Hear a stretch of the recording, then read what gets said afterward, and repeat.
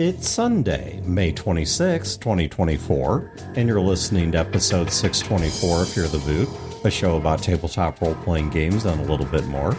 Running time for this episode is 32 minutes.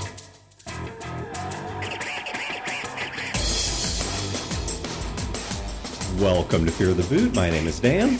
This is Mary. This is Doug. And this is Wayne. All right, so I have no idea exactly when this episode will air chronologically. There's a lot of jumble in the backlog that we're still trying to sort out. But the most recent news as of recording this is that the Fear the Con Kickstarter has fully funded. A huge thank you to all the people that participated in it, that made it successful. And when I say this, it feels so hollow, but you have no idea how true it is.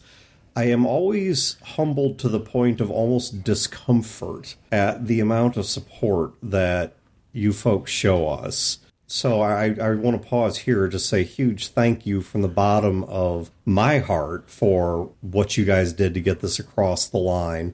And we will do what we do every year, which is try to give you the best con experience you've ever had. And beyond that, we're going to have to be relying on you folks to bring some good attitude, some good game, ready to play, ready to run. We'll be running and playing too.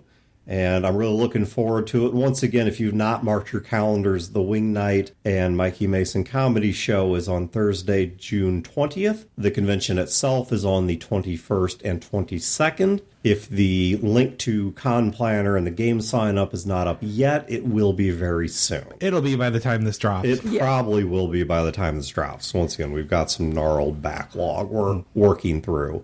All right, so topic for today. Wayne, this is something that's near and dear to my heart, so I am glad you brought it up because I've been doing a lot of self-reflection, contemplation. I don't know exactly what to call it. Now, I was not going to make it a show topic because it's too big and it's a bit too depressing to be a show topic, but you narrowed this down to something gaming related, so we are going to do that. Yeah, and specifically, I want to give credit where it's due on this.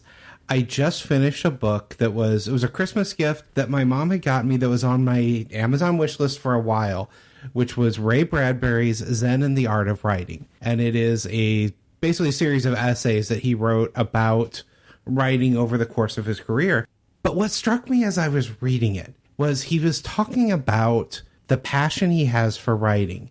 And he was talking about how he would write things specifically because he needed the paycheck. And it was never as good as when he would actually write something from the heart, something that meant something to him. And he could tell in what he got back as well, based on the feedback and all. And it really got me thinking about it, particularly for my hobbies. Like you, Dan, it's touching me in all aspects of my life. But specifically for gaming, because I'm supposed to be pitching games tomorrow. Right. Which I was supposed to pitch last week and the week before that. But hopefully it'll happen tomorrow. Okay. We'll see. But I looked at the games I was pitching, and I was asking myself, why am I pitching these? What is it that I really enjoy about gaming? What is it that I really enjoy specifically about GMing? And do these pitches meet that? And as I looked through some of them, it's like, well, I am pitching this particular system not because I am excited about the game that I would present. I'm pitching it because I spent a ton of money on Kickstarter and I feel like I've invested in it and I want to get use out of this. Okay. And I realized that's not what I'm going to enjoy. Yeah, I have a somewhat different problem in that for me it's not sunk cost. I'm not chasing I bought this and therefore I'm going to run it. 90-some-odd% of the things I buy on Kickstarter, I buy purely for myself, knowing they're never going to see the light of day. For example, I have a ton of brand new Battletech stuff that I know apart from me by myself, possibly with an AI, is never going to get used, is never going to get played. And I've just come to accept that. Yeah, I ask myself that hard question of what do I actually really enjoy about GMing? And I do some real self-evaluation. And I came up with a few things that are really important to me. I want to present a story and see what the players do with it. I build my story around the players, but that's important to me is to give them situations. I don't come up with how they're going to solve it. I don't come up with a solution. I give them a situation and just go along with the ride. And I enjoy that. I love NPCs. and building up the NPCs. So as I look at some of the games I was pitching, they're going to be travel games where I don't have NPCs. I'm going to have new NPCs they meet every session, and that isn't what I enjoy. Okay, see, wait, I'm going to cut beneath this because I think what you're talking about here is specifics. I'm going to go to the general. Okay. Because I think, at least for me, and I'm going to guess for you as well, because you and I, in this regard, tend to be very similar.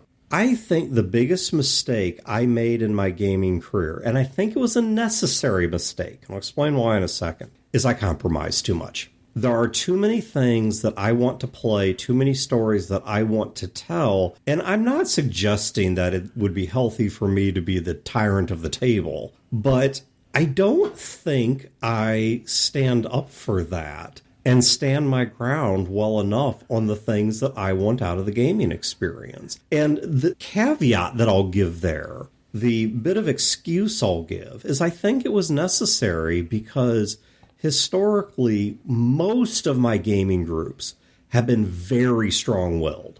They have been very big personalities. And so saying it's got to be this or nothing, which that's kind of a dick thing to say anyway, but even that aside, that was never going to fly with these people. But I think in looking back, where I went wrong was I gave up too much in the pursuit of peace. I gave up really too much of what I wanted. And when I started playing around with running and playing games for an AI, which there will be more of that coming to the Patreon here in a little bit, one of the things that I felt that I was not planning to feel was I was like, holy crap, I can run whatever I want. All these stories that I have been sitting on, in some cases for decades, I can finally run. You know, all these things that have been shot down. If I want to play, to pick on you, Wayne, if I want to play an Injustice game where I'm Mr. Freeze, I can do that now. If I want to run for the AI a BattleTech game that's, you know, set in one of my anti-clan guerrilla campaigns, I can do that now. Because this thing's going to agree to almost anything I suggest. That is one of the advantages to online play as well, is whatever you want to run, there are people around the country or world that do want to play in it that you could get to not show up or to have weird personality clashes. True. I mean, okay, I'm being cynical and bitchy here. But I've actually experienced it some where I've gotten to play things that I wouldn't get to play in my regular group because I don't have that many people local that want to play it, but I do. Because we were talking about this at dinner. We were talking about the history of RPGs. We were talking about something called derived stats, which were really big in the 80s and 90s. You don't see them that much anymore, but it would be something like, let's take D&D. So your strength is your strength, your dex is your dex, but your strength and dex together are your speed. I'm just making that up. The point being, that's a derived stat. And one of the places we got to talking about where those are really big is in Shadowrun. And I've played 1st through 3rd editions. I'll admit I haven't played 4th, 5th, I think now there's a 6th. I've not played the more recent editions, but I did play 1st through 3rd. And you mentioned, Wayne, said that you had never played it because you know who's in your gaming group. Well, it's more than just that. I don't like cyberpunk. Fair enough. So I would never fight for it. That's basically it. Like, if I would have fought for it, we would have played it. Right. It's because you would have had support, but I wasn't willing to fight for a campaign of something that there's a good chance I wouldn't like, but I do want to try it. Yeah. And I'm willing to play it. I just don't want to dedicate years to it. I think where I fall on this is I look at, on the one hand, like you, I'm a storyteller at heart. I like telling stories. I like building characters. I like building worlds. But the stories that I am most passionate about almost invariably get vetoed. And so instead, I fall back to pitching the games not that I want to run, but that I think the group will bite at. So I have a chance to run something or to at least get some portion of what I want. And that right there is where I've lost the joy of gaming. So I look at some of the games I've played, and one of the things as a player that I want to do is I want to discover the world. I would get frustrated unless the system clearly defines it like inspectors, I would get frustrated when a GM would look at my success and ask me, what did you find? I want you to tell me what I found because I want to discover the world. Yeah. Right. This is not discovery if I'm inventing it along the way. Right. What did you have in mind? So tell me. As a player, that's something I want, is I want to discover the world. I'm realizing as a GM, I want to present the world, but I've gotten so into the yes and mentality and the communal building the world that I don't build my world until I have the player characters. I want to try a campaign where I don't do that. I wait for the characters for the story, but I want to build that world and let them explore the world. And instead of like what I would usually do, let's say you wanted to play some monk from a sect, I would have you define the sect and give me that. I don't want to do that for a change. And I think that's where I'm realizing I want to do more of what a typical old school GM would have presented. Which is actually the part of running a game, which is why I don't run a lot, or it's not why I don't run a lot. I haven't run a lot because what I enjoy doing is the planning. I want to build the world. I want to make the sandbox. And then once I've gotten so far into the sandbox, it's like, well, it doesn't really matter to me much anymore if people play in it. It's the fact that I built it. Like, I'm okay with that. Me, on the other hand, what I really enjoy is building that sandbox and then seeing how they interact with it. Mm-hmm. I get enjoyment out of their seeing it for the first time, interacting, what they decide to do, and just those impressions that the players give in the world. Yeah, this is where I developed some sympathy for the OSR, or the Old School Revolution, Old School Revival. It's got a couple takes on what that acronym stands for, and on top of that, you get a slightly different definition of what OSR means depending on who you ask. And so I'm just going to pause right here and say whatever you think OSR means is fine by me. But I've got to pick a meaning here, so what I'm going to go with is just that it's looking back to the yesteryear of gaming. It's looking back to the way that games used to be. And in some cases, I think there were some necessary corrections in later forms of role-playing to give things a bit more story, a bit more depth, a bit less pre-written structure, that we're going to go to the color animal inn, then head to the dungeon, then get our loot, and then go, what? And I realize that's not all OSR is, so we're simplifying. I have to simplify. I have to simplify it down for the sake of discussion here. But I think there were some necessary course corrections that came in terms of deeper storytelling, collaborative storytelling, getting the players a little more off the bench than just swinging their swords. But I really do wonder if, to some extent, we let the factions, and I'm not blaming anyone else, so please don't anyone interpret it that way, but I wonder if to some extent we let the factions that really enjoy that kind of take over a bit too much. Well, and I think there is a place for it. I think those types of games are fun. I do enjoy it. Same. I'm not bashing those games. I just don't want it every time. Yes, and that's what I'm trying. It's going back to, was it Robin Hood? Allah loves wondrous variety. And I wonder if we've just changed from improving our role playing to just falling into an equally tiresome rut. Even when it works, there has to be a balance. I've had more than one Dresden Files game that I was excited about running kind of fall off the starting block because of the nature of starting that game is everybody is building the world. Like, what do we want in the game? What do we want to see in this? We're building the setting together. And by the time that's done, it's like, well, everything that I was really excited about has gotten, you're not interested in it, and you've told me that clearly, and now to focus on the things that you want, I have to kind of abandon everything I was excited about. So there's a balance somewhere in the player buy-in versus, but my passion is over here. Yeah, I think too often GMs will forget that they need to enjoy what they're doing as well as the players. You want to present the best game and the most fun game for the players, but if you're miserable, it's going to come through in your game. But yeah, so I had about 5 to 6 different ideas that I was trying to narrow down for pitching. And as I came to these realizations, I threw out all but one and started over. So I've got 3 completely different ideas that I'll be pitching now that I'm excited about. And I was lukewarm at best about every one of them that I was going to pitch because I wasn't playing to my own passion. And is some of it a longevity thing? Are these games that you would be excited about for like a one-shot or a con game, just not something you want to run for months? Yes, that's another thing I realized as I looked at some of these things. There is something there. I've spent a lot of money on some of these Kickstarter games. I do want to experience them. I don't want to dedicate 6 months to a year to it. I want to play a one-shot and see if I enjoy it.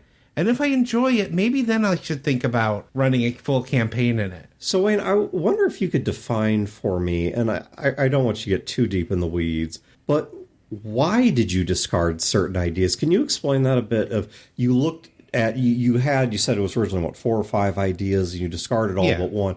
What were the ideas you discarded and why? Once again, short version of the story, but I just want to get a sense of where you're coming from here. Yeah, so I was looking through all of the systems I have that I hadn't run before, and some of those were ones I was going to pitch. I was going to pitch a Cowboy Bebop. I was going to pitch a Avatar Legends game. Okay. Because I've spent money on both and I haven't played them. Okay. And the systems look fun, but I have no story for them. I don't have anything I was excited about for it. One of the other games, it was a space-based game in a solar system, but there was going to be a lot of traveling, and I realized they weren't going to be interacting with the same NPCs. I wasn't going to be building on anything. It was going to be too much travel. So one of them was too mobile. It didn't give you a chance to really world build. Okay. Yep. Then I had another idea that I had developed a thought around it because I had a concept I wanted to play with.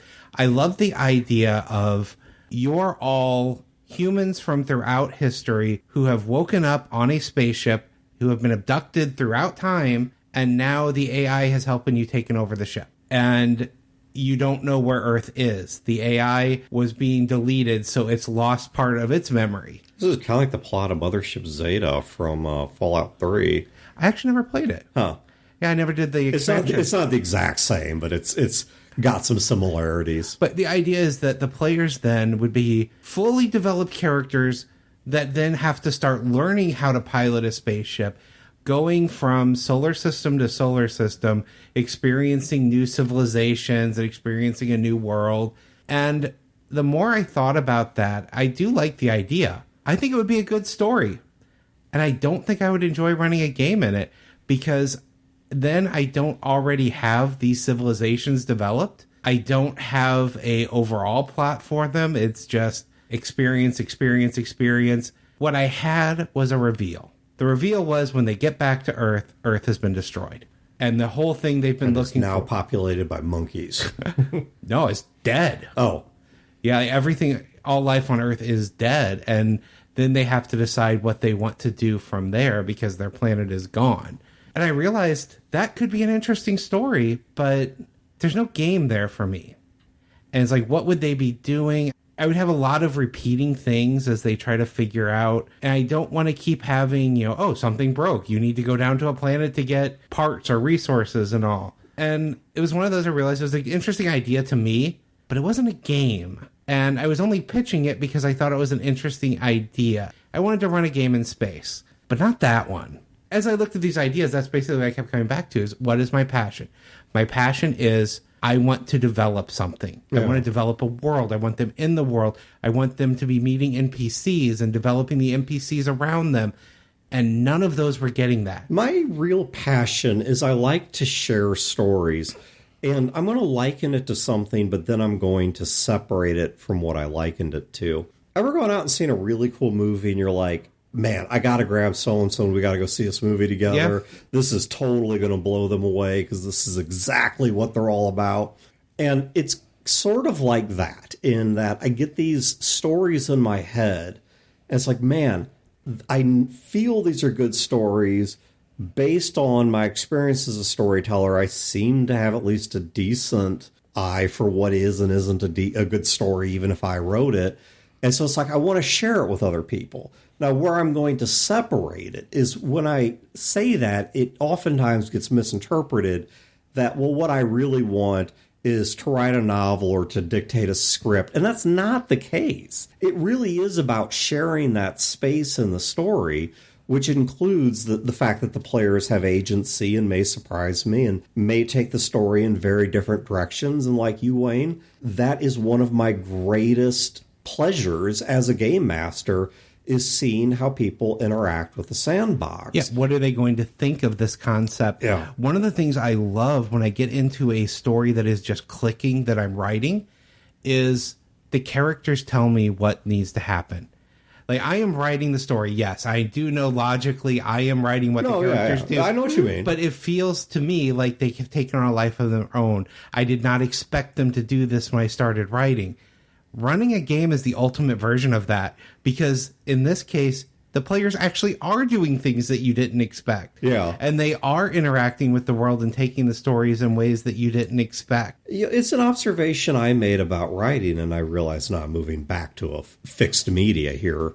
But it's something I realized in writing is I knew I had written a good character when someone else understood the character better than I did, or someone saw things in the story that I did not put in there. And that's when I knew that I had gotten something right, was when people started interacting with it in ways that even I did not interact with it when I was creating it.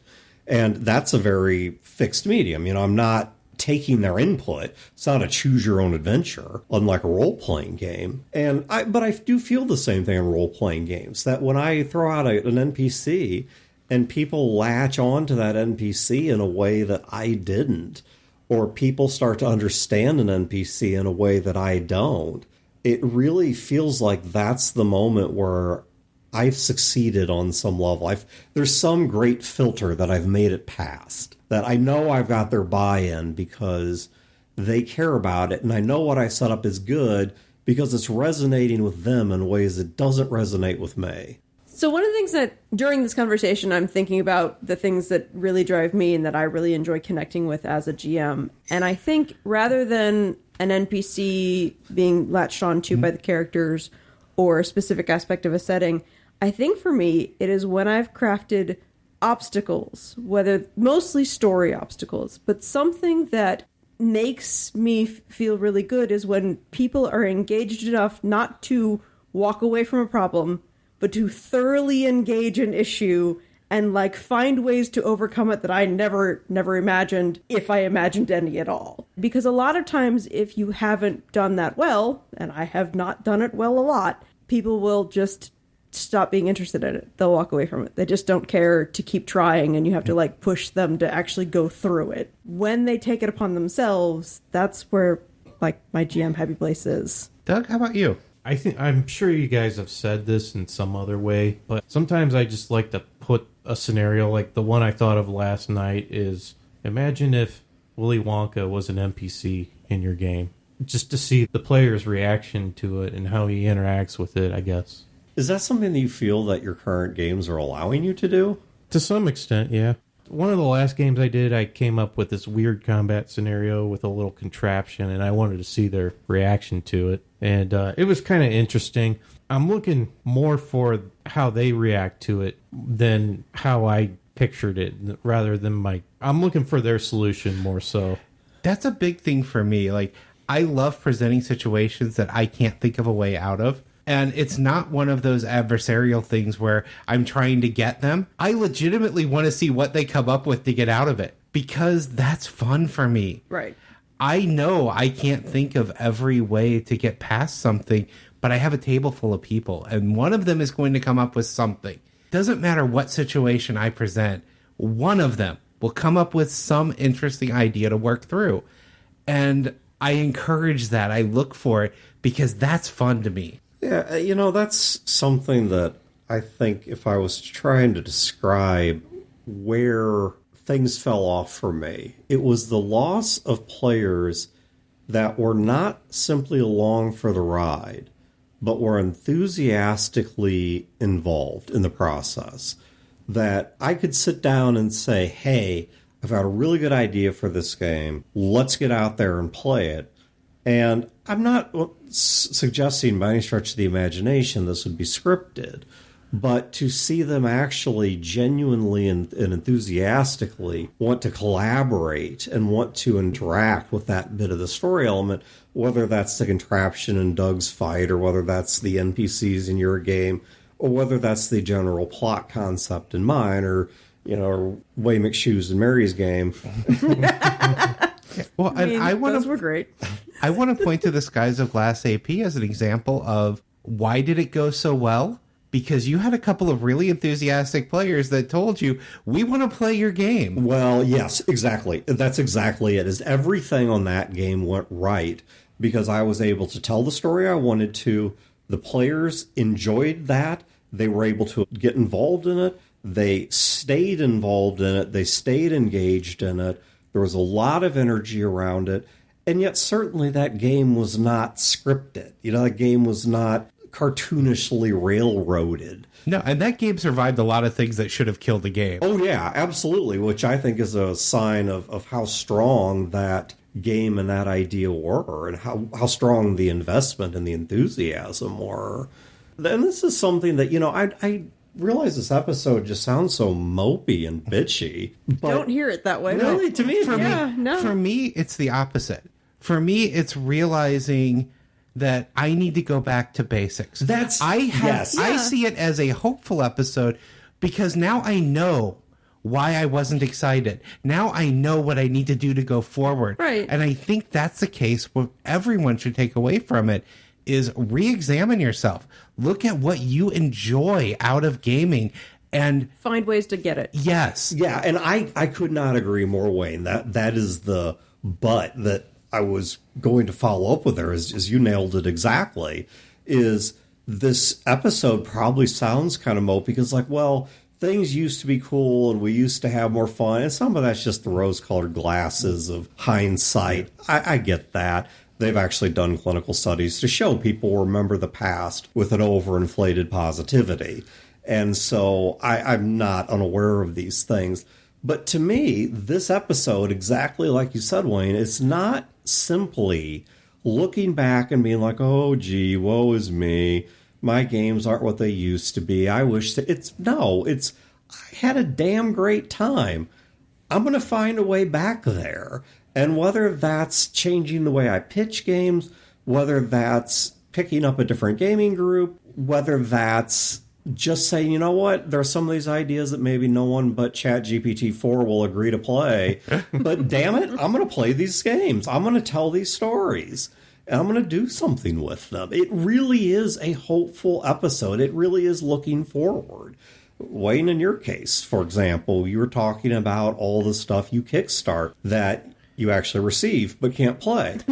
And Fear the Con or any convention. That's a great place to whip out a game for a one-shot and just see if it works or not. See how it plays. Was the other realization I came to is some of these things I was going to pitch, I was pitching because the system looks fun. Fear the Con is a perfect place to experience the system. I have both played games I have never played before and run games I've never run before at that convention. It is very friendly to it. I love that about it. Well, and I've played games that I know I would never want to play as long-term campaigns, but loved when I was playing them at the con. Yeah. I mean, I can't remember what game it was, but a few years back, I said, there's no way I'd ever play something. And someone's like, all right, challenge accepted. As if you come here with a positive attitude, I will make this game work for you. And I can't remember who it was or what game it was, but they did. They knocked it out of the park. It was really good. I was in a game at Fear the Con with Mary that Xylo ran, and now he's cringing because I've said his name. Of course. Where Mary played the Mighty Little Biters, a group of cat musicians. Yes. You would not want to play that in a campaign, I'm no, sure. not at all. But I had a lot of fun with it for those several hours. Yeah, but I think this episode on some ways could feel a bit maudlin because of the fact that you have to look backward and see the problems and be honest about the problems.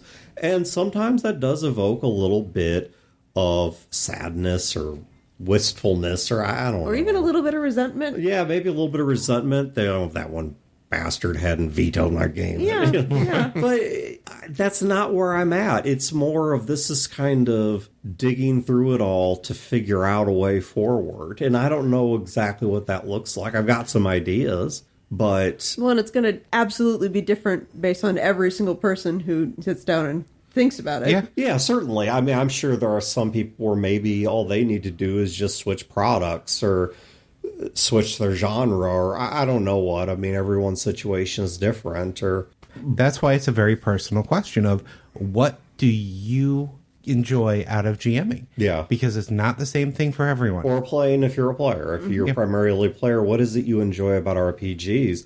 Are you getting it? And if not, then what is the best path forward to a place where you do get that again? Yeah. So I think that's where we're going to go ahead and wrap this one up. Once again, the huge and very humble thank you for everyone that contributed to Fear the Con. Whether you contributed or not, once again, it is a ticketless convention. That means you are welcome to show up, to run games, to play games, to participate in the convention. To enjoy wings on Thursday. Yeah, all you have to pay for is your cost of living to get there and stay there. Individual events might charge something like if you're in a Magic like draft tournament or something. Or a charity game. But we as a convention do not charge you anything in terms of a ticket fee. We just want you to show up and to throw dice and to have fun. So we're really looking forward to seeing everyone in a little bit. And other than that, have a great week and great games, and we will catch you next time. This has been a production of Fear the Boot, copyright 2024. Listeners are free to use this episode in a non-commercial endeavor so long as credit is provided to feartheboot.com. You can find previous episodes and other resources at feartheboot.com. If you wish to support this show and its related endeavors, you can do so at patreon.com/feartheboot.